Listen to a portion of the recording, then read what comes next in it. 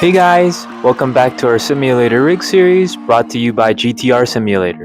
I'm your host Suyong, and last week we covered building a budget PC for racing sim purposes, but this week we'll go a bit more in depth on how to choose the correct cooling system for your PC. Cool. So why does cooling matter? So your PC's processor generates heat, a lot of it, especially under heavy load like gaming, rendering, or streaming. Without the proper cooling, performance drops, components wear out faster, and thermal throttling kicks in. If you didn't know, thermal throttling occurs when modern processors hit a certain temperature and reduce their speed to cool off. This allows the hardware to protect itself but kills performance in exchange. This means lower frame rates, stuttering, or worse, crashes. Whoops, sorry about that. So this is where the two different cooling systems come in to solve these potential issues: air and liquid cooling. So what is air cooling? Air cooling is the most common and straightforward way to cool a PC. It uses fans and a metal heatsink to move heat away from the CPU and blows it out of the case. Let's see exactly what's going on here. The CPU generates heat when it runs. Then the metal base of the heatsink, usually copper or aluminum, touches the CPU's surface and absorbs the heat. Heat then travels up through the metal heat pipes into a finned heatsink, a big metal block with thin fins basically, and then a fan blows air through the fins, pushing the heat away and out of the computer's case. Now let's take a look at some of the advantages to having air cooling. Simplicity. There are fewer points of failure and easier troubleshooting if anything goes wrong because there is only one moving part, the fan. And reliability. Air coolers can last you a long time, they are durable and usually won't have problems as long as you keep them dust free and replace the thermal paste occasionally. Some people don't even dust their computers and they still work, so it's whatever. Not recommended though. And then it's also cost effective. You can get a solid air cooler for cheap, around $30 to $60 will do the job. Keep in mind that air coolers aren't perfect though. Like anything, it's important to note the sizes that they can come in. Please make sure your fans can fit into the case that you buy, or else you just look like this. If you're an aesthetics kind of person, fans oftentimes don't always fit the look of your PC build. For example, if you're going for the classic RGB build, not every fan includes RGB, so watch out for that. They also don't look as cool as liquid coolers normally. Air coolers also have a thermal ceiling, which means that they have a limit as to how much they can physically cool, even if you do have the best of the best. Don't forget that fans also make some level of noise. While they aren't jackhammer noisy, they do emit a small amount of noise. Now that we touched upon air cooling, it's time to tell you guys about liquid cooling. So as you might notice, it might seem a little bit more complex, but at the core of it all, it follows the same principle that water is just much better at transferring heat than air is. Here's how this one works. The water block is placed directly above the CPU. Inside it is a metal plate, usually copper, that absorbs heat. A small pump, which is either integrated into the block or the radiator, pushes liquid coolant over that metal plate. Then the now heated coolant travels through flexible tubing to a radiator, which is normally mounted at the top, front, or side of your PC case. The radiator, similar to the air cooling heatsink, gets cool air blown through its fins with the attached fans and dissipates the heat. Finally, the cooled liquid cycles back to the block and does the whole thing all over again. So there are two kinds of liquid cooling setups that you need to know about.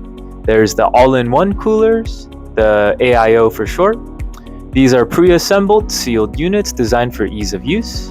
You can just mount the block onto the CPU, screw in the radiator and fans, plug in a few connectors, and boom, you're done. You generally don't have to worry about leaks or maintenance on these, and these are known to be plug and play. And then the second kind would be the custom water cooling loop. If you're going for a custom loop build, you can basically cool your CPU, GPU, APU, ZPU, HP. Nah, I'm just joking. On a serious note though, you can cool your whole system. Obviously, there's no such thing as APU or ZPU. So when building a custom water cooling loop, you can choose every component of the liquid cooler, ranging from the pump, reservoir, tubes, water block, and even the coolant color or lighting. This is generally not for beginners, so basically if you're watching this video through, it means it's not for you. So usually these require intensive planning, case compatibility, and frequent maintenance. They're expensive, often $400 to $1,000 or more, and if you make a mistake in assembly, you risk having leaks, component damage, or even worse. Compared to air cooling, liquid cooling can have a higher thermal ceiling. Water has a much higher heat capacity than air, meaning that liquid can absorb and move way more heat away from your CPU faster. This is ideal for times when you might be overclocking the PC or doing something super intensive.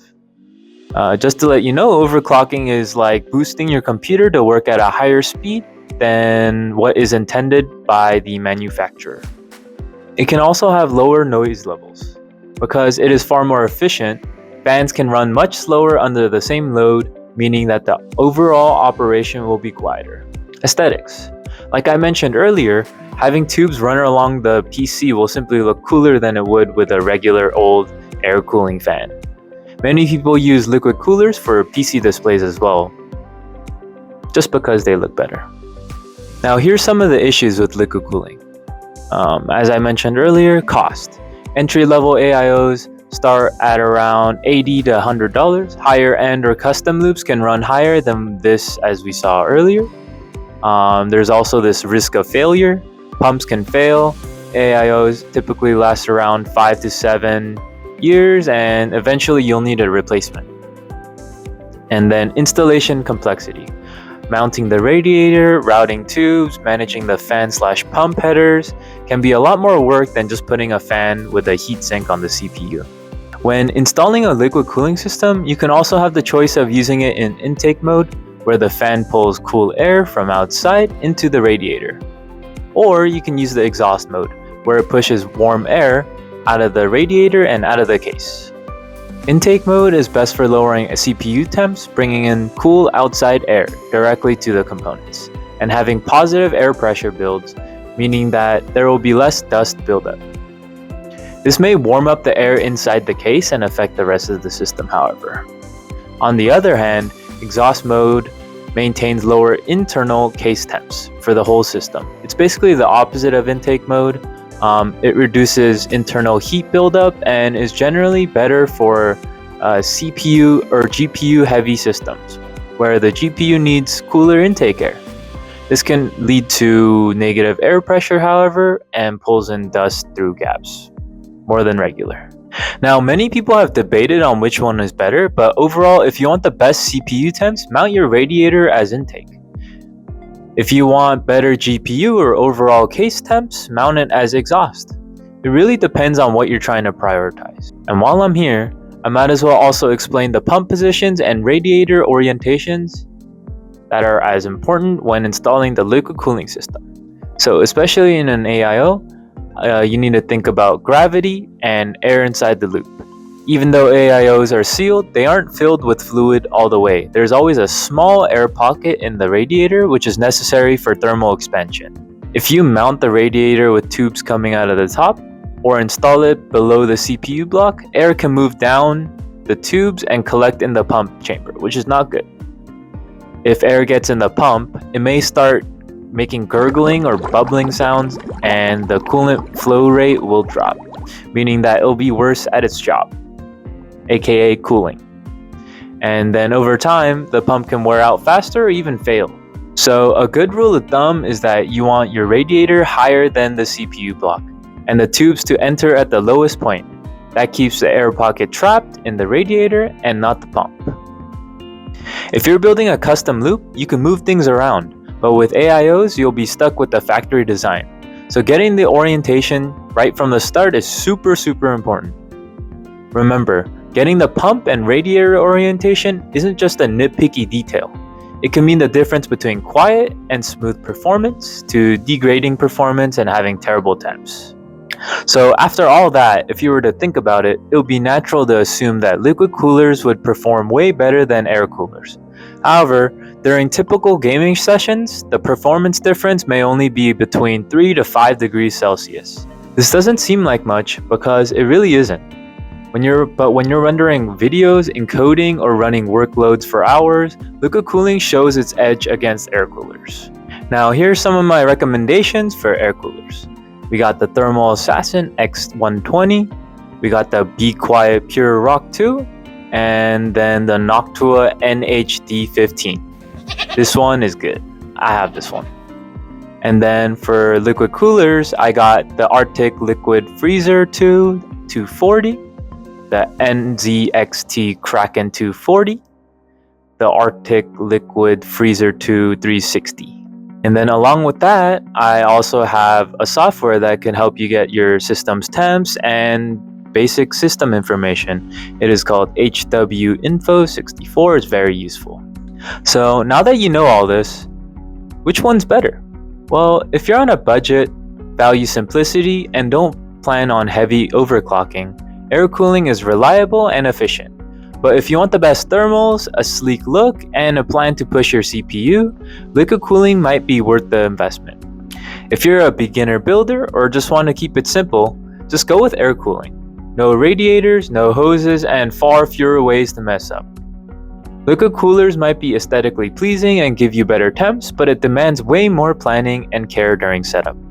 Or if you're lazy like me, just go with air cooling.